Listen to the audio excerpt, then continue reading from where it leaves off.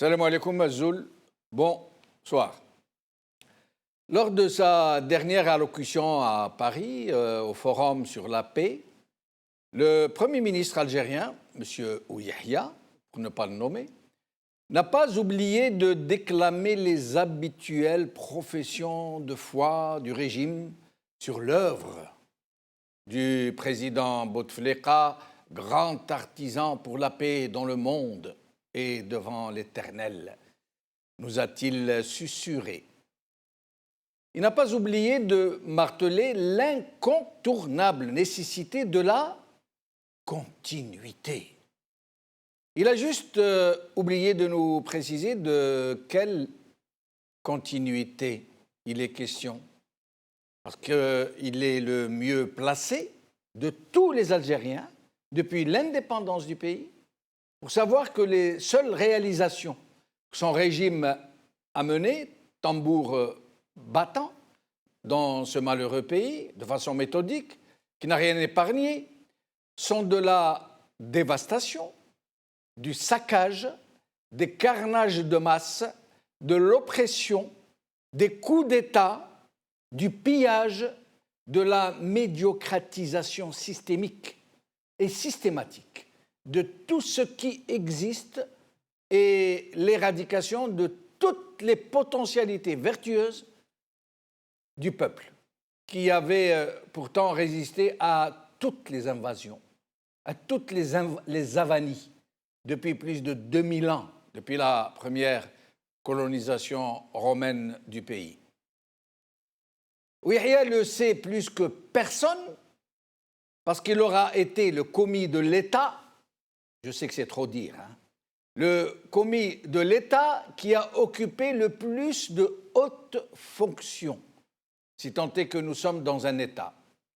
Ahmed Ouyahia a été, en plus de nombreuses autres charges qu'il serait fastidieux de toutes les énumérer, il a été ambassadeur, sous-secrétaire d'État, chargé des affaires politiques auprès du président de la République, ministre d'État, ministre de la Justice, premier secrétaire général du RND, représentant spécial du président, chef du gouvernement, puis chef du gouvernement, premier ministre, puis premier ministre, c'est-à-dire 4 fois chef du gouvernement et premier ministre.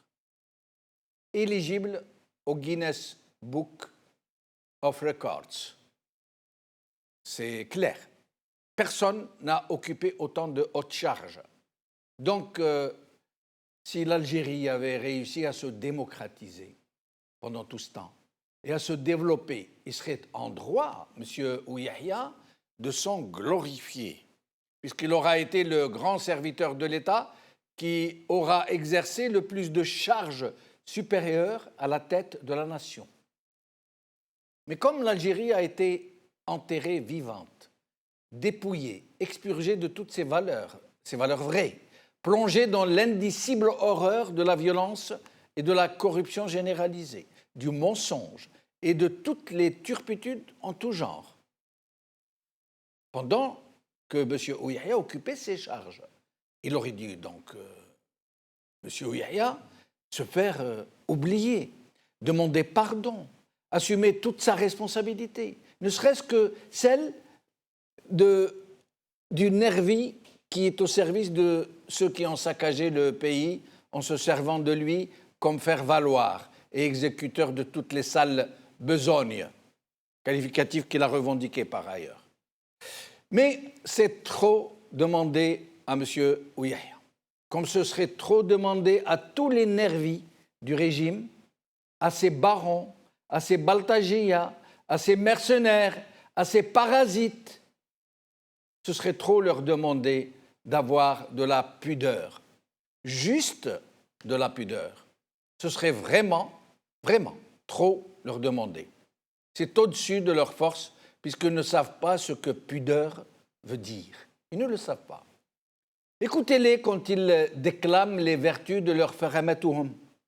Écoutez-les quand ils usent et abusent du fonds mémoriel des Algériens, de leurs martyrs, de leur guerre de libération. Écoutez-les. quand ils viennent, toute honte bue, vous parlez de séparation des pouvoirs, d'état de droit, d'élections libres et honnêtes, d'indépendance de la justice. Écoutez leur presse, comme elle relaie leurs mensonges, comme elle vous annonce que M. Bouteflika a fait ceci et cela, comment elle tente de salir l'honneur des justes qui se battent pour sauver ce pays. Écoutez leurs relais et leurs piques assiettes quand ils se vantent d'être des chiétines, quand ils exigent un Nobel et une statue en or pour leur Fahamatuhum. Écoutez les 3000 patrons qui se portent volontaires pour financer la campagne électorale pour un 5e mandat. Écoutez toute cette faune de prédateurs. Comment et avec quelle audace ils nous mentent. Comment ils nient l'évidence d'un pays qui a été dévasté, dont la jeunesse ne rêve plus que de quitter son pays, dont les retraités vivent comme des mendiants, dont les chômeurs ne sont même pas recensés, puisqu'on nous parle de 12% de chômeurs dans un pays où il y en a 40%, dont les handicapés sont considérés comme des infra-humains, puisqu'ils doivent vivre avec 4000 dinars par mois, 20 € d'indemnité d'allocation, dont le nombre de ceux qui vivent au-dessous du seuil de pauvreté dépasse les 10 millions de personnes. 10 millions. Regardez l'état des écoles, de l'université, des villes, de l'agriculture, du potentiel touristique. Observez ce que nous sommes devenus. Un peuple en déshérence, sidéré dans le sens psychiatrique du terme, réduit à l'état de tube digestif ambulant, à qui on agite l'épouvantail d'un retour de la violence pour le dissuader de sortir dans la rue. Regardez l'état de nos quartiers, de nos routes, de nos hôpitaux. Voyez à quoi sont réduits nos jeunes au moment où une religiosité de pure forme s'étale sur le parvis des mosquées, et pas seulement, juste pour faire semblant, pour ne pas attirer sur soi l'attention de la bien-pensance ambiante. C'est cela, et 1 milliard de fois plus grave, qui se passe dans notre malheureux pays. Et ça ose venir nous parler de continuité. Continuité de quoi, mon Dieu? Et ça ose venir nous rebattre les oreilles avec les réalisations de Fahamatuhum. Et je n'ose même pas nous comparer avec ces pays depuis lesquels eux osent faire les bilans menteurs de leur régime. Parce que la comparaison n'est pas possible, tout simplement. Et ils le savent bien, eux, qui ont installé dans ces pays de cocagne, qui ont installé leurs pénates, leurs bobonnes et toute leur engeance, où ils vont soigner leurs bobos, où ils ont planqué le fruit de leur rapine, où ils se sont mis à l'abri pour des générations et des générations, pendant que les Algériens meurent de maladies d'un autre âge, pendant que les universités ne délivrent plus que des diplômes en toc, pendant que la corruption fait des ravages jusque dans les mosquées. Un pays qui a été vidé de toute sa substance vive, de toutes ses richesses, de tous ses rêves, dont même la mémoire a été infestée. Et c'est cela qu'ils veulent continuer de l'achever, ce malheureux pays, une fois pour toutes. Aujourd'hui. سبق بريس سعيدة نغزة 3000 رجل أعمال سيمولون العهدة الخامسة ندى سالمي الوطن Perspectives financières 2019-2021 La continuité dans la précarité Algérie part Bouteflika réélu C'est la victoire des affairistes et de l'informel Pierre Puchot Algérie, la continuité dans le saccage. C'est le titre de notre émission d'aujourd'hui et pour en parler avec moi ici sur le plateau, mon ami Idir Onoren, analyste politique. Merci Idir d'être avec nous. Merci Monsieur Benchnouf pour l'invitation. Merci. Alors en Skype depuis Montréal, Abdelwahab Jabbar, militant pour les droits de l'homme. Merci Abdelwahab Jabbar d'être avec nous. On ne vous entend pas, j'espère que le problème va être réglé. Et Khellaf Saidi, militant politique qui nous parle au téléphone depuis Saint-Étienne. Merci Khellaf Saidi d'être avec nous. Merci Jamal. Merci. Alors, Idir Onoren, donc depuis Paris, M. Ouyahia fait chorus avec toutes les voix du régime qui, depuis quelque temps, nous parle de continuité. Il le dit depuis la France, de façon très apaisée et sûre de lui, comme si, depuis qu'il est aux affaires, vous avez vu l'énumération des postes qu'il a occupés, l'Algérie n'a fait que se développer, prospérer, se bonifier, comme si c'était les Européens qui venaient faire la harga chez nous. Donc il faut continuer. Donc il le dit comme ça, en nous regardant dans le blanc des yeux, sans aucun complexe. Idir. À la limite, d'abord je tiens à saluer notre ami M. Jabbar du Canada et notre ami Saïd de Saint-Étienne. Il est encore une fois dans son rôle, M. Ouyahia. Et il le dit non pas à l'intention ou à l'attention des populations algériennes, il le dit devant un parterre de chefs d'État. Je tiens à vous signaler que M. Poutine était présent, que M. Trump était présent, que le président Macron était présent et qu'il y avait des chefs d'État européens. Je crois qu'il y a eu plus de 100 chefs d'État ou 70 ou 100 chefs d'État. Donc, publiquement, d'abord, il annonce, il acte cette espèce de continuité. C'est vrai qu'il n'a pas dit que le président allait se présenter, mais la dérive sémantique entre le 5e mandat et la continuité pose problème. Cette continuité, à mon sens, il faut faire d'abord un bilan, M. Benchenouf. Il faut faire un bilan. D'abord, pourquoi parle-t-il de continuité ? C'est-à-dire, ils sont en train de nous opposer, à nous, Algériens, qui nous intéressons au pays, nous avons une autre vision pour le pays, un autre style de gouvernance, le sens de la démocratie, le sens du rapport humain. On a des altérités. En Algérie, il y a des Berbères, il y a des Algériens de culture arabophone ou qui se prétendent arabes.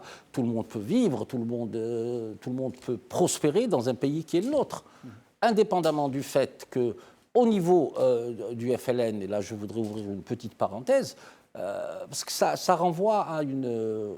Est-ce que dans la stratégie du président de la République ou de ses fondés de pouvoir ou de son fondé de pouvoir, le FLN, est-ce qu'on n'a pas essayé de lui substituer un front populaire ? Ça c'est un. Oui. Cette question ou cette affirmation nous interpelle. Est-ce qu'il ne prévoit pas, à travers ce front populaire, la dissolution du FLN historique et toutes les gabegies qu'il y a eu au nom du FLN, parce qu'ils ont dilapidé même le capital historique que l'on avait. Oui. Une révolution mythique. Et puis ces gens-là qui se sont... rebattre les cartes. Tout à fait, se sont prévalus de l'esprit de novembre, mais je suis désolé, ils ont trahi à la fois l'esprit de novembre, ils ont trahi le congrès de la Soumam qui a rendu possible la révolution. C'est toutes ces questions de fond qui doivent être posées. Et nous, en tant qu'Algériens, ça nous interpelle. Et on devrait on reproche en parler. Beaucoup à Yahya, dans son discours, dans son allocution parisienne, d'avoir dit 1,5 million de morts et de ne pas avoir dit 1,5 million de martyrs. Oui, 1,5 million de morts. Maintenant, bon, il y a des tas d'historiens qui disent 1,5 million de morts. Maintenant, sur toute la colonisation, je pense qu'il y a eu plus Mais je d'1,5 présume que million là, de c'est un morts. faux procès qu'on lui fait. Parce que dire 1,5 million de martyrs, personne n'aurait compris. Oui, non, c'est-à-dire martyrs. C'est une connotation religieuse. Eux, quand ils parlent de leur mort de la Première ou Deuxième Guerre mondiale, ils parlent de mort, ils ne parlent pas de martyrs. Oui, mais nous, on dit moudjahid au lieu de maquisard. Ah, bah, absolument. Donc ça dépend. À ce Combattant niveau-là, de la on foi. peut parler. Oui. Je ne pense pas qu'on puisse aller à ce niveau de détail. Saïd Saadi avait dit, je me rappelle, en 2013, je pense, que le président Bouteflika voulait mourir au pouvoir. Est-ce que dans l'esprit du président Bouteflika, il veut, dans le cadre de cette continuité, pour rester dans les termes employés par M. Yahya Ould Abbas et bien d'autres, mettre le FLN légèrement à l'excentré petit à petit et que finalement il redevienne le président du Front populaire qui administrait encore le pays pour une trentaine d'années dans le même système et dire, voilà, j'ai mis le FLN historique au musée. Intéressant cette piste, je trouve. C'est une piste intéressante. Par contre, comment y arriver? Et c'est pour ça qu'on a excusez-moi de l'expression, on a peut-être des comiques à la tête du FLN depuis deux mandatures. C'est vrai. Je suis désolé. Et puis le système a été tellement intelligent qu'à l'époque, il y a une dizaine, quinzaine d'années, rappelez-vous, M. Yahya, secrétaire général du RDND, il a dit publiquement, je suis éradicateur. Ouais. Politiquement, à l'intérieur du système, il y avait les islamo-conservateurs ou les conservateurs nationalistes, et ils avaient la deuxième béquille qui était les éradicateurs. Et le RCD n'a pas pu réagir parce que c'était lui le chantre de l'éradication. Il lui a sifflé la pompe. Oui, c'est toutes ces questions-là qu'on doit ramasser. Et à mon sens, M. Yahya, j'ai envie de lui dire, M. Yahya, essayez d'avoir, non pas du courage, je pense que vous avez un minimum de courage, émancipez-vous du système.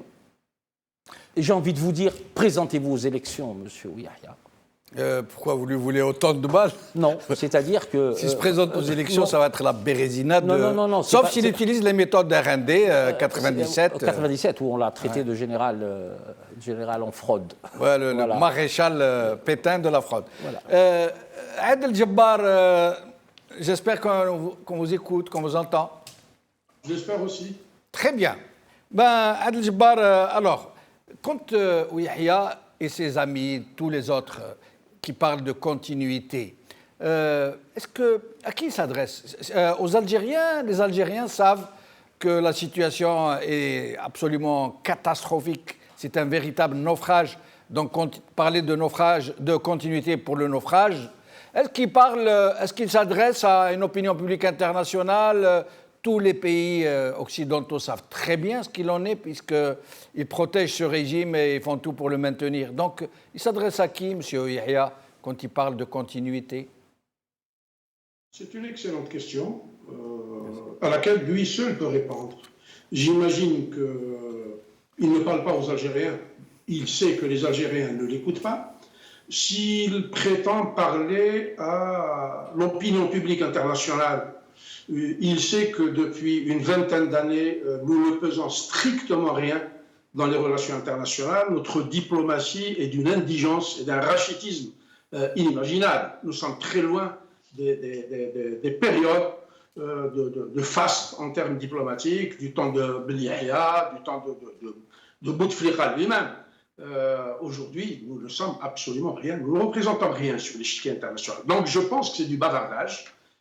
Pour le bavardage. Moi, je pense qu'il ne faut pas trop se focaliser sur ce que disent les dirigeants algériens. Les dirigeants algériens ont été spécialisés, après le premier coup d'État de 62, dans la dévastation. C'est des dévastateurs. Quelqu'un qui est spécialisé dans la destruction, il ne peut pas reconstruire dans des pays comme le Canada ou les États-Unis ou en Europe. Quand vous avez une usine ou une usine de pétrochimie qui est complètement déglinguée, il faut appeler une entreprise de démolition, de décontamination. Le bureau d'ingénierie et les entreprises d'ingénierie de réalisation viendront avec d'autres équipes de spécialistes. Les nôtres sont spécialisés dans ça. Citez-moi un secteur depuis 1962 qui va, je ne dirais pas bien, mais moins mal, de façon moins catastrophique que les autres. Il n'y en a pas. Donc, si on veut sortir de ce cercle vicieux, il faudrait tourner le dos à l'agenda de la dictature et l'ignorer complètement. Ne soyons pas naïfs pour dire que la mort de Bouteflika va changer les choses, la prolongation de son mandat changera autre chose. Il ne se passera strictement rien. La matrice de la dictature est là. Elle restera intacte. Bouteflika n'est qu'un faire-valoir. Il est là, il est venu, il est mourant, on continue à vouloir prolonger son mandat au détriment des intérêts du pays. La dictature est là, elle a une logique qui est propre à elle. Ne soyons pas naïfs pour dire qu'elle partira comme ça, tranquillement, pacifiquement. Ça a toujours pris l'histoire des sciences politiques et l'histoire des nations nous a toujours enseigné que pour faire dégager une dictature, ça prend des luttes, ça prend une pression interne. Donc c'est un peuple qui est mobilisé à travers une élite politique crédible, surtout, qui propose une alternative et une pression internationale. Ce n'est malheureusement pas le cas. Si demain, on a une opposition crédible, parce que les Algériens sont devenus extrêmement cyniques à la politique, ils ne veulent écouter personne.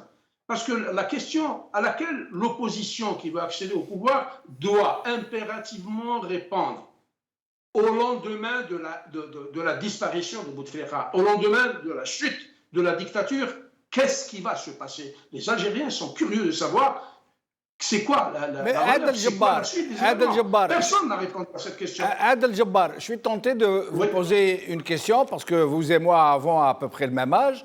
Nous nous rappelons tous les deux qu'après 62, après l'indépendance, rappelez-vous que dans les accords d'Évian, il était prévu que les pieds noirs restent au pays et que toute l'administration algérienne, tous les postes clés du pays, y compris dans le GA, l'électricité gaz d'Algérie, le chemin de fer, les dockers, tout le monde, tous les postes clés étaient occupés par des pieds noirs. Alors ils sont partis tous en masse parce qu'ils ont eu peur et tout le monde avait pensé à cette époque-là que l'Algérie allait sombrer, allait vers naufrage.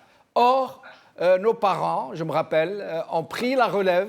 Mon père était facteur, il s'est retrouvé postier derrière les guichets. Un tel était agent de l'EGA, un petit employé devenu chef de service. Juste pour vous dire, oui. Les notabilités dans les petites villes, et même dans les grandes villes, eh ben c'était le fonctionnaire de l'EGA et le facteur. Absolument. C'était les vraies notabilités. Mais ils ont pris en charge la relève des pieds noirs qui étaient partis massivement d'une façon formidable. Et on a continué à avoir de l'eau dans le robinet. Quand on appuyait sur l'interrupteur, on avait de l'électricité. Les chemins de fer fonctionnaient. Même l'aéroport, les avions décollaient, atterrissaient. La télévision continuait d'émettre, les radios, les journaux de sortir. Et tout. Et nos parents, qui avaient pris la relève, étaient beaux dans leur posture. Ils étaient modestes, ils n'avaient pas de voiture, ils marchaient à pied, mais les bus étaient propres, chacun faisait son travail. Il y avait des Algériens bourrés de talent, de valeurs. Ils étaient magnifiques, ils étaient fabuleux. Qu'est-ce qui a fait que ce peuple-là, qui était tellement beau, tellement productif, tellement positif, on soit arrivé à ce qu'il est devenu aujourd'hui? La question est très intelligente. La réponse va l'être aussi. Le peuple a été soumis à des irradiations d'une dictature inculte, brutale, violente, qui ne sait pas parler. On a dit aux Algériens, fermez vos gueules en 62. En 1989, soit 30 ans après, on leur a dit, parlez, vous pouvez parler. On a commencé à aboyer, parce qu'on nous a privés de parole. Vous me rappelez une histoire, une situation, une période extrêmement importante dans ma vie et dans mon cœur. L'Algérie des années 62 et des années 63 et jusqu'en 70 était un paradis terrestre. Je me rappelle, j'avais des amis à moi qui étaient un peu plus âgés, de 4 ans, 5 ans, et qui travaillaient dans les postes. Pour nous, c'était des exemples. Ils travaillent à la Poste, ils travaillent à EGA, ils travaillent comme facteurs, ils travaillent aux cheminots, ils travaillent aux impôts, ils travaillent à la wilaya. C'était des pontes. Moi, j'ai revu mon maître d'école, 40 ans après, j'ai gardé un énorme respect pour lui, parce qu'un respect, ça se gagne, ça ne se donne pas, et j'ai été l'embrasser. C'était mon maître d'école, M. Bouchmeline. Je me rappelle la première fois de ma vie, j'avais 13 ans, je venais de Constantine. J'ai découvert la beauté de Constantine 40 ans après. Mon père me disait, c'est l'une des plus belles villes du monde. Je ne le croyais pas. On est parti avec mon père voir un match de football. C'était la Coupe d'Algérie entre le Boc et l'Entente de Sétif. En 63, aux Al-Nasser, les Algériens allaient en cravate au stade. Il y avait des femmes dans les tribunes. Les Algériens étaient extrêmement civilisés. Le peuple algérien avait 100 ans d'avance sur ses dirigeants. On n'était pas divisés, on s'aimait bien, on avait une énorme convivialité, on était très propre, on était très civilisés. On ne sortait pas avec des souliers sales ou une chemise sale, même si on était pauvre. On lavait nos chemises, on lavait nos shorts et on allait au lycée.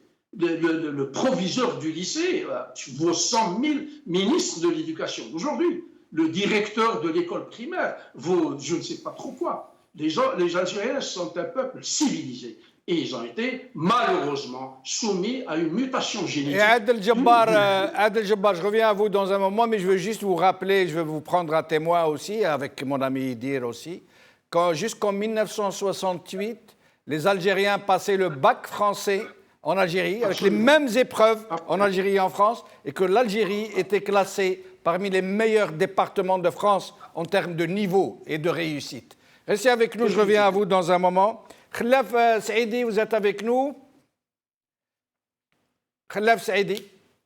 Oui, Jamal. Alors, donc voilà, la continuité, il ne parle pas de continuité de ces premières années de l'indépendance où le peuple algérien était magnifique, fabuleux, mais où chaque jour était pire que la veille.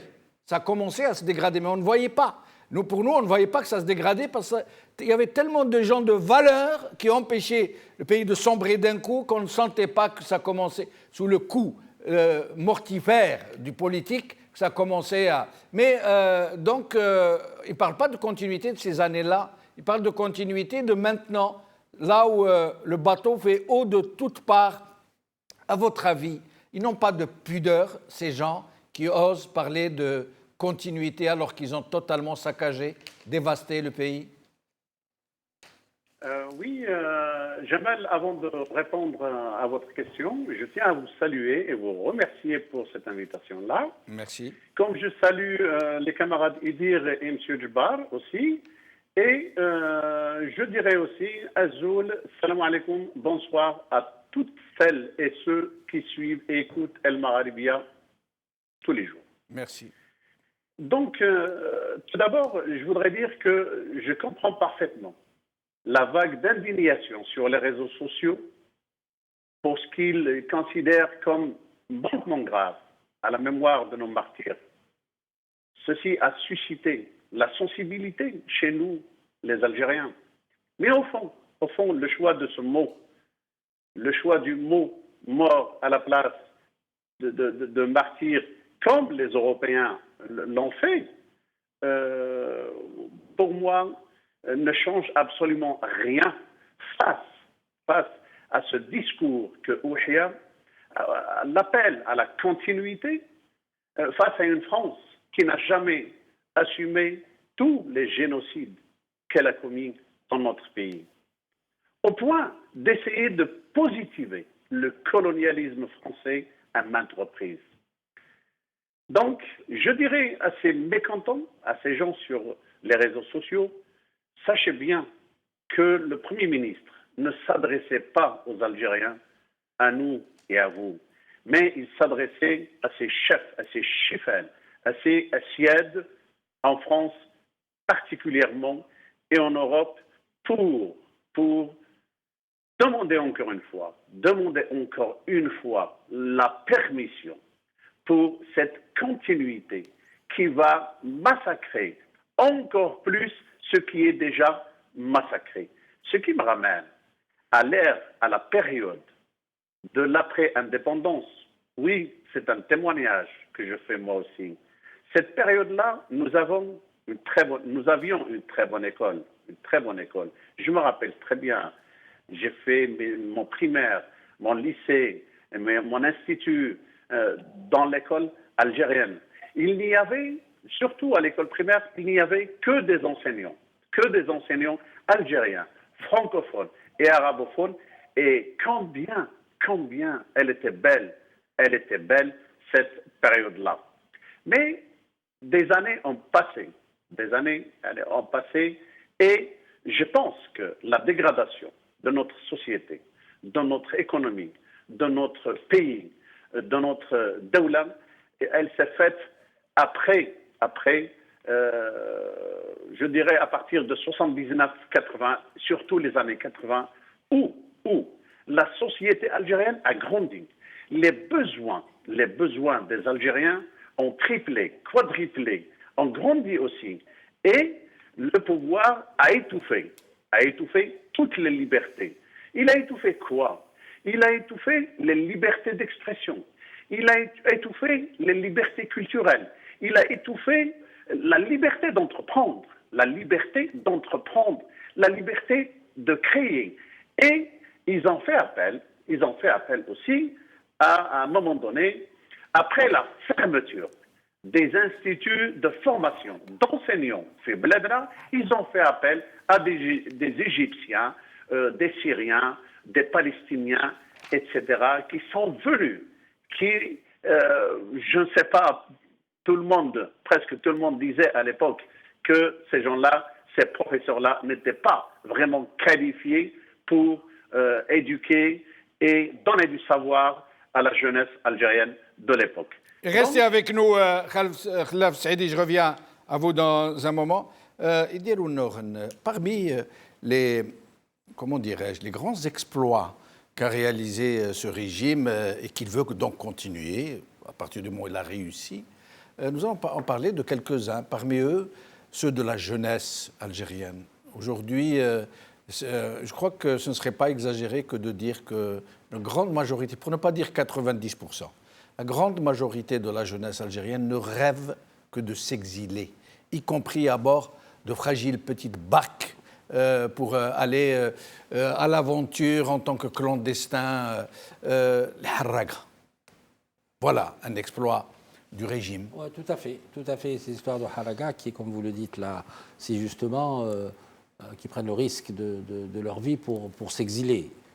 Parce que le pouvoir en place, et ça ne date pas depuis les 4 mandats de M. Bouteflika, ça date aussi bien avant. Quand vous savez c'est-à-dire il y a des repères historiques qu'il faudra reprendre, comme je dis souvent, de l'étoile nord-africaine, de la crise de 49 PPM-TLD, de 62, du push de l'Atlas, de la démission de Farhat Abbas, de la création du FFS. Il faut que les gens sachent que M. Belbella et le FFS avaient signé un accord où ils autorisaient le parti du FFS à devenir un parti d'opposition. Donc on rentrait en démocratie. Ce qui veut dire quoi? Ce qui veut dire qu'ils ne veulent pas ouvrir cette page-là historique pour dire pourquoi ensuite, bon, il y a eu le coup d'État de Boumediene après, mais parler des 400 martyrs de la démocratie qui ont été massacrés par l'armée algérienne en Kabylie, s'ils ouvrent ce dossier, ils doivent ouvrir tous les dossiers. Parce que nos camarades du FFS les appellent martyrs de la démocratie. 63. Oui, les martyrs de 63, ils appellent les martyrs de la démocratie. Il faut, pour eux, et je les rejoins tout à fait, il faut les restitués dans le récit national. Ils ont existé, comme les morts qui sont venus et les gros accidents qu'a connu le pays à travers la décennie noire et à travers des assassinats comme les politiques. qui sont tombés pour empêcher l'armée des frontières de prendre Alger. Tout à fait, entre autres. Et puis ensuite est arrivé le coup d'État de 65, je suis désolé, le pays a vécu de 65 à 76 sans constitution, sans parlement. Il ne faut pas l'oublier aussi. Il y avait un quarteron d'hommes politiques, entre autres M. Bouteflika, M. Medagri, M. Chérif Belkacem et M. Draya et quelques-uns du Conseil de la Révolution. Est arrivé 76 ensuite. Mais on remarquera, ça nous payons les inconséquences, à chaque fois qu'il y a eu mouvement ou putsch, ça s'est fait de manière violente. Donc comment voulez-vous que la société qui vous regarde, vous qui êtes violent dans vos pratiques politiques, puisse ne pas être violente? Là, il faut s'interroger. Vous parlez des Harraga, mais c'est un drame pour le pays. On nous parle de continuité, M. Benchlouk, pour revenir au cœur de cible. Mais une continuité de quoi? Quel est le bilan moral, déjà moral? Jamais la corruption, c'est fait de manière généralisée. Je ne parle pas de son attraque 1, de son attraque 2, de Khalifa. Il y a même des ministres et le secrétaire général du GTA qui ont été cités au moins. BRC, alors, le bilan moral, le bilan sociétal, si c'est pour faire de chaque jeune un chef d'entreprise à travers l'enseigne, non, c'est pas comme ça qu'on construit un pays. On n'achète pas la paix sociale. Un pays a besoin d'être émancipé, un pays a besoin de culture, un pays a besoin de vivre, un pays a besoin de lumière, notre jeunesse a besoin de lumière. Ont-ils capté les besoins culturels, sociaux et de loisirs de notre jeunesse? Je suis désolé, non. Mais justement, Idirono, je crois qu'il ne faut pas sortir de Saint-Cyr pour comprendre qu'il n'y a pas de panacée pour s'en sortir, que nous devons absolument passer par une véritable révolution culturelle. Je suis entièrement d'accord avec vous. Mais comment y parvenir dans de telles conditions? On peut y parvenir. Moi, je l'ai dit déjà il y a 2-3 émissions. Faudrait-il encore, comme le disait si justement M. Djoubar, que l'opposition soit incarnée, qu'elle ait un programme? Et je voudrais dire que la transition, ça met du temps, M. Benchenouf. Il faut au moins une génération, une quinzaine d'années pour déconstruire l'État profond, pour que la démocratie puisse s'installer, le respect d'autrui. La rue, M. Benchenouf, la rue d'Idouche, la rue Larbi Ben Mehdi, c'est un espace convivial. Il y a des signes évidents. Il y a un passage clouté, il y a des feux rouges. Vous bousculez quelqu'un, vous lui dites Smahli. Moi, je lui dirais en kabyle Smahli. Le francophone lui dira excusez-moi. C'est un espace que c'est devenu une arène. Oui. Je vous ramène aux années 90. J'ai fait la marche du 10 mai. J'étais organisateur de la marche du 10 mai. Et j'avais dit, moi, à l'époque, j'ai dit, la rue ne peut pas être, ça peut pas être notre centre d'intérêt. La rue, c'est fait pour les corps intermédiaires, c'est fait pour les syndicats. On s'est trompé dès le départ parce qu'il fallait un autre rapport de force avec le courant islamiste de l'époque. C'est toutes ces questions.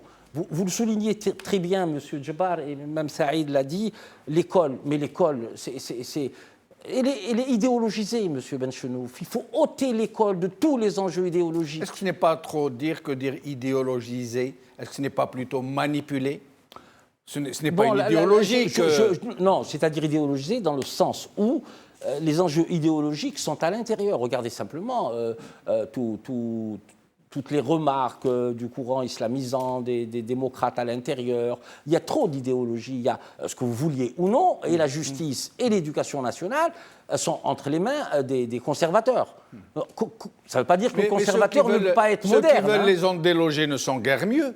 Les éradicateurs qui veulent gommer toute comment dirais-je, apparentée. Oui, bien sûr. C'est pour ça que j'ai dit, là, dans ce que je viens de dire, M. Bench, il faut ôter l'école de tous les enjeux idéologiques. Donc ça paraît clair. Absolument. Une école moderne, avec des programmes modernes, mais une école est forcément enracinée à des valeurs sociétales données. Non, tout à fait. Qu'elles soient les nôtres ou qu'on les importe de quelque part. Comment faire justement pour ne tomber ni dans un travers, ni dans l'autre? Je vais vous dire comment je vois les choses à mon modeste niveau, comme je le dis souvent. L'école, ça doit être... moi, j'ai été, pendant de longues années, président d'une association d'écoles libres, ce qu'on appelle l'école privée. On a fait le choix, avec un certain nombre de parents, que je salue d'ailleurs, de faire un autre programme. Ça nous a coûté. Moi, personnellement, les impôts m'appelaient, pourquoi, etc., etc. Plein de soucis, mais on a maintenu le cap. Si, dans l'école, on enlevait l'enjeu idéologique, ça irait beaucoup mieux. Pourquoi ça renvoie au caractère de la nation ? On est une nation méditerranéenne, on est une nation nord-africaine, on est une nation africaine avec un substrat arabo-musulman et berbéro-musulman. Je viendrai vous dire, non, nous sommes aussi une société maghrébine. Nous nous reconnaissons dans la notion maghrébine de la dimension maghrébine. Je n'ai pas de souci par rapport à ça. Je l'ai très bien dit, il faut une refondation de la nation, c'est important. L'opposition doit construire un nouveau pacte d'union nationale entre tous les groupes, qu'ils soient d'obédience philosophique, politique, etc. Sans exclusive et sans exclusion. C'est les deux, si vous voulez. D'accord. Alors, dans une méthode inclusive. Très bien. À partir de ce moment-là, si on s'accorde à refonder la nation, je pense qu'à ce moment-là... Tous ensemble. Tous ensemble, mais ça passe par justement une assemblée constituante, et une transition. 2, il faut qu'on s'accorde à dire que ce système ne peut plus perdurer. Nous sommes différents dans nos approches. Qu'est-ce qui nous réunit? Travaillons sur ce qui nous réunit. Adel Jabbar, sur ce que vient de nous dire Idil Nourun, j'ai retenu deux choses. D'abord, que l'opposition soit incarnée, qu'elle soit là à travers des gens, des personnalités, des gens que nous connaissons, à qui nous identifions. Et puis aussi et surtout cette...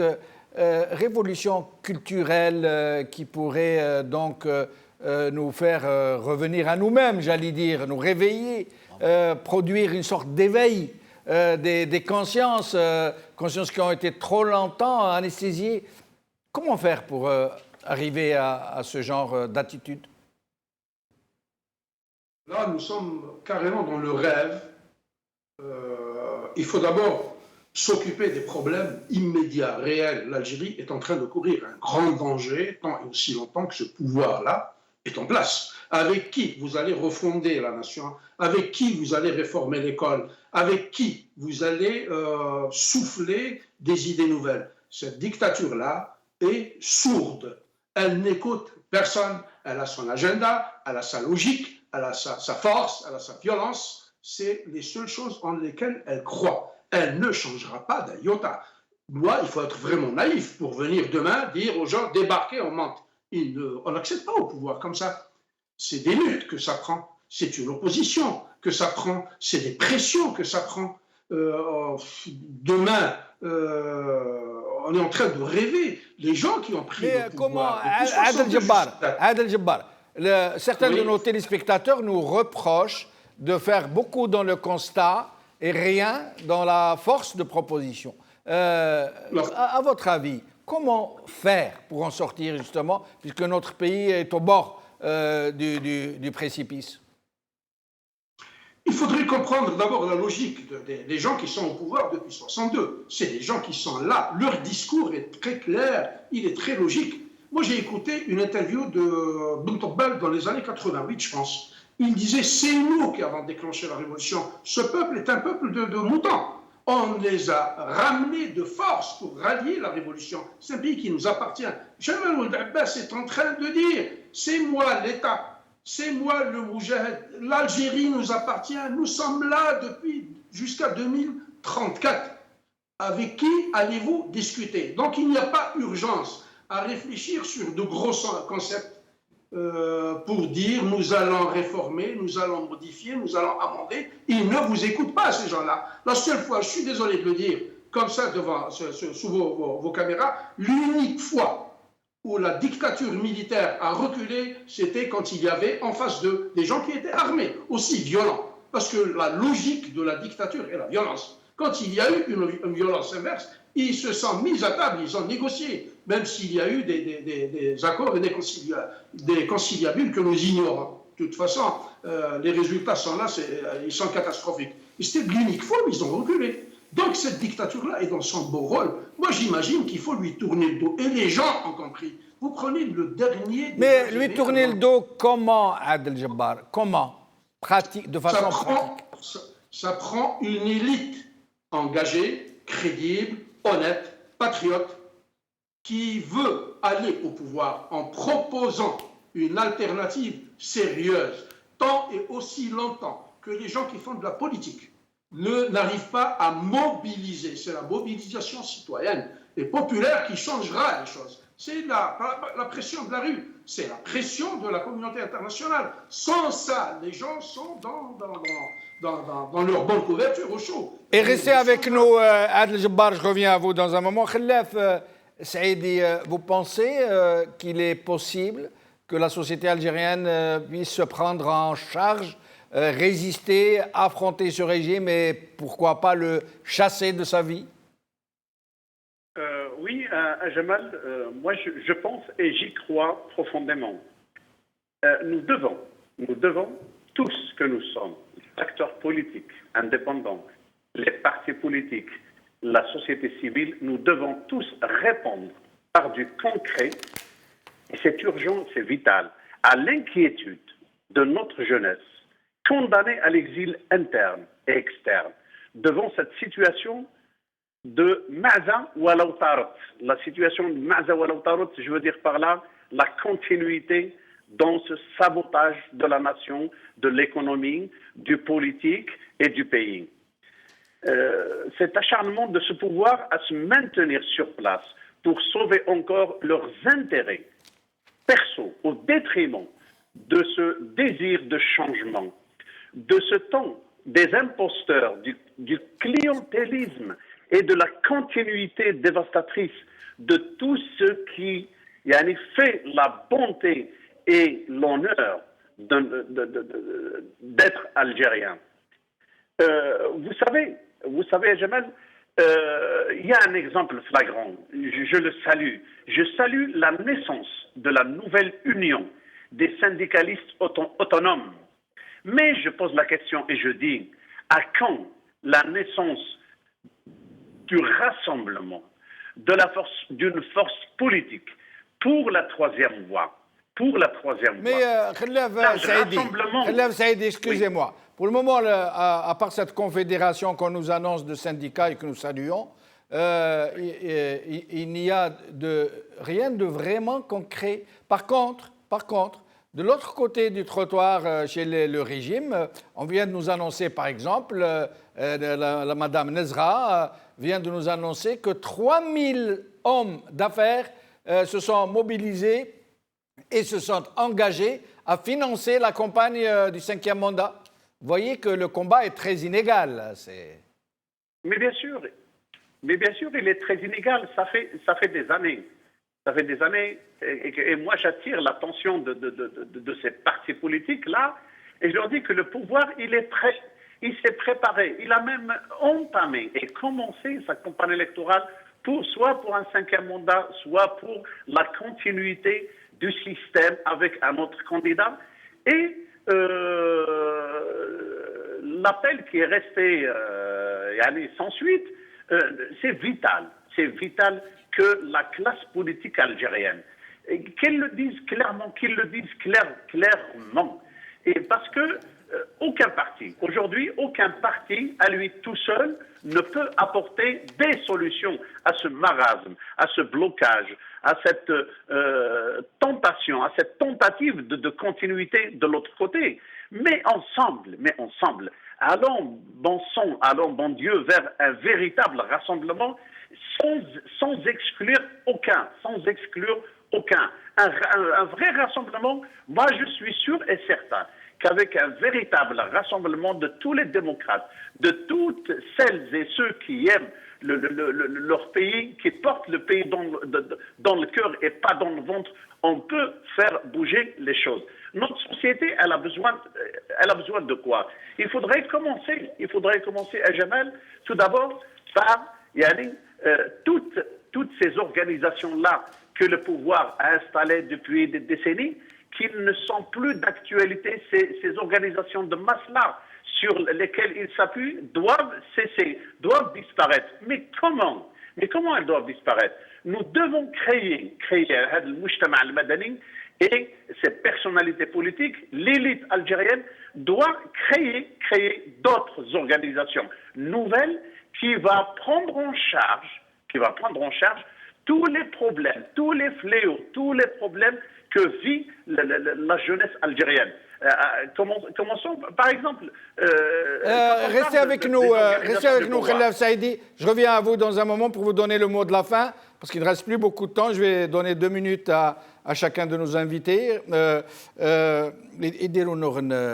vous avez 2 minutes pour répondre à une question très difficile. Comment faire? Monsieur disait du Canada que nos propos sont peut-être crédules et nous ne croyons pas. Il faut construire les forces alternatives et l'opposition par rapport au système. Si nous devons rester, comme dirait mon ami Sekourt, dans un commérage de bonne loi, on n'avancera pas. Mais bien évidemment que la société civile doit impérativement se mettre en mouvement, que les partis politiques doivent dépasser leur ego, leur stratégie de prise de pouvoir local, régional. Il faut que l'ensemble des personnalités politiques se mettent à l'échelle du pays et comprennent les dangers du système, et que si nous ne réagissons pas tous ensemble, et là je suis d'accord avec vous, nous allons vers une impasse historique qui peut entraîner de gros dégâts dans les sociétés. On risque même d'avoir des problèmes intercommunautaires, ça je vous le garantis. Le deuxième élément, c'est que on ne peut pas rester dans cette espèce de no man's land et ne pas s'engager. On doit s'engager. Quelle solution on peut proposer? Il faut passer par une transition. La transition, c'est 10-15 ans. Mais on peut passer par des périodes intermédiaires où nous mettrons peut-être en tant qu'un gouvernement d'union nationale, et on participerait à une constituante qui rétablirait les uns et les autres dans leurs ambitions et dans leur identité et dans leur façon de voir le pays. C'est tout ça qu'il faudra faire. Sans ça, évidemment, Monsieur Djebbar, je suis d'accord avec vous. Ce pouvoir, je l'ai toujours dit, il a l'agenda, il a la force légitime de répression, il a les sous. Et ce qu'il y a lieu de faire aussi, et vous le dites, c'est que si l'opposition est unie, il y a un travail supranational qu'il faudra faire. Et dire à la communauté européenne, à ceux qui nous regardent, à ceux que dont notre position géostratégique intéresse, il faudra leur dire, il y a une alternative que nous sommes en train de construire. Et je vous rejoins aussi, M. Djebbar, quand vous dites notre diplomatie est aphone, elle est atone.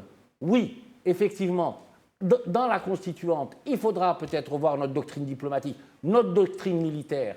Toutes ces questions importantes doivent être mises sur la table. Et je vais terminer. Voilà, merci. Abdelwahab Djebbar, vous aurez 2 minutes aussi pour nous dire ce que vous pensez de ce que vient de nous dire Idir Nouran. Bon, je pense que continuer à débattre sur ce régime, ce système, cette dictature, c'est de la perte de temps. Mais il faut entreprendre des actions. Le monopole de cette action-là, ou de ces actions-là, ne doit pas relever d'un leader politique ou d'un groupe politique. C'est une affaire qui concerne tout le monde. Il n'y a pas de monopole pour libérer le pays de cette situation et lui éviter un chaos. Moi, je pense que le moment est venu aujourd'hui de se désolidariser totalement de ce régime-là, ne pas l'écouter, être sourd à ses appels. De toute façon, quand on arrête de servir une dictature, elle s'effondre toute seule.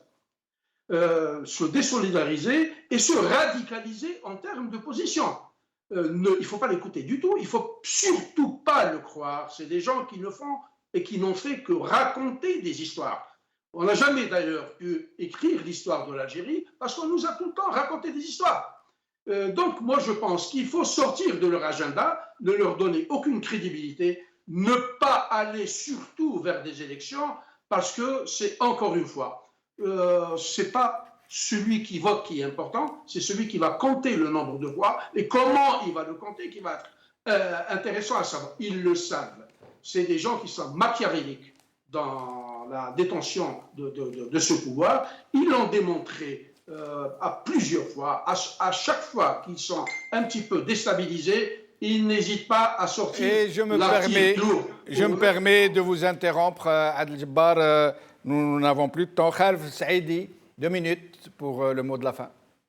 Oui, merci Jamal. Pour le mot de la fin, moi je dirais qu'il est temps que la société algérienne réagisse et vite. Elle doit construire cette alternative politique. Et les partis politiques d'opposition doivent comprendre la situation, doivent prendre position et s'unir pour une Algérie meilleure, pour l'Algérie démocratique, pour une assemblée constituante, pour un état de droit, pour une Algérie indépendante, pour une Algérie qui va prospérer, qui va progresser et pour que nous puissions laisser une Algérie libre et heureuse pour les futures générations à venir. Voilà le mot de la fin et je vous remercie. Merci Khalaf Saïdi, comme j'aime cette formule d'Algérie heureuse. L'Algérie heureuse, comme c'est beau. Formule, il faut le reconnaître. Ouais. Merci Diron, merci Abdelwahab Djebbar, merci à vous, chers amis, d'avoir suivi cette émission. Qawa la khair, bislama.